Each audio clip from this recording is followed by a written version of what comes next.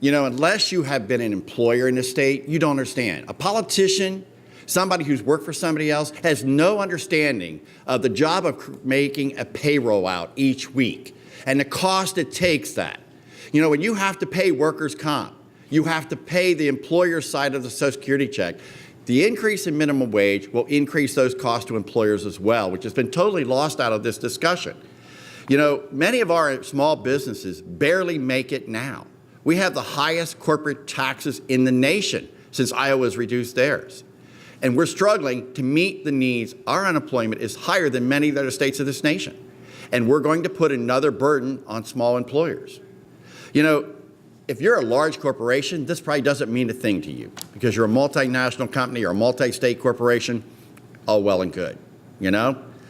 But when you have studies that have clearly talked about it, not paid by one interest group to another, but independent studies, not paid by labor unions, not paid by business, that clearly say that we will lose thousands of jobs by budget office in Washington, by our independent fiscal office here. When you're a special interest and you do these studies, of course the study, it's like doing a poll. You can make any poll say anything you want depending how you ask the question. But when you have to meet a payroll, you have to put your livelihood, your home on the line because you're a small employer, and understand that. We do not create minimum wage jobs in this industry for you to make a lifetime. I've never done a career day at a college or a high school where I had somebody say to me, I want to deliver flowers. I want to make minimum wage. Of course not. Who in the world does not understand that minimum wage is a starting point? It is not the end of all, that you're supposed to finish your lifetime making minimum wage. If we want to focus on getting people good jobs and good family-sustaining pay, we should have long time ago. When I started as chairman of the Education Committee, finally this state focused on career and training.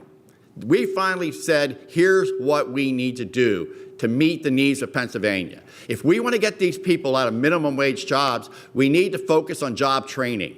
We need to make sure we're putting money there and we're making sure that that money is available for these people making low-income jobs.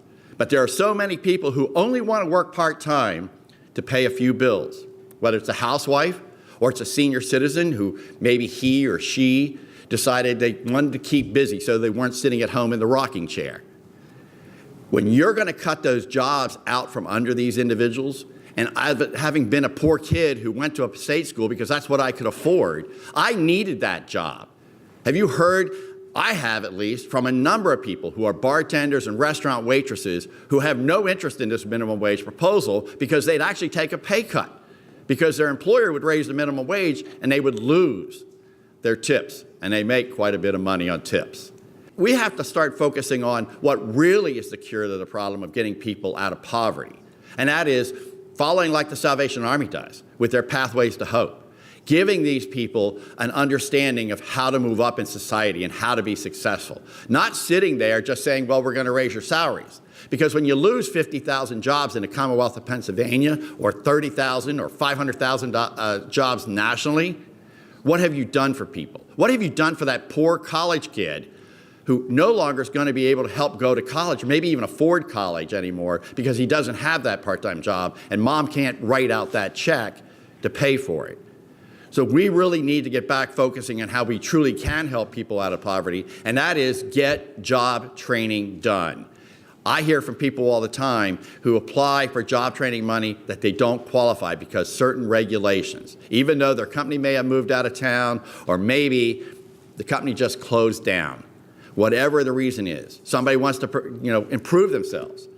We need to look at our job training programs, and we need to expand our vocational schools for kids who don't go to college, and we haven't done that. When you got schools like Thaddeus Stevens, who has 98% placement, that every kid coming out of Thaddeus Stevens is making $50,000 to $55,000 a year, and in some cases over $75,000 a year plus benefits. Those is where we need to be making our investment, not in dictating more mandates in the state. That's the one thing this state doesn't need is more mandates, higher cost on businesses. We already are fighting competitively with other states and trying to create that. Let's start focusing on what the real cure to poverty is.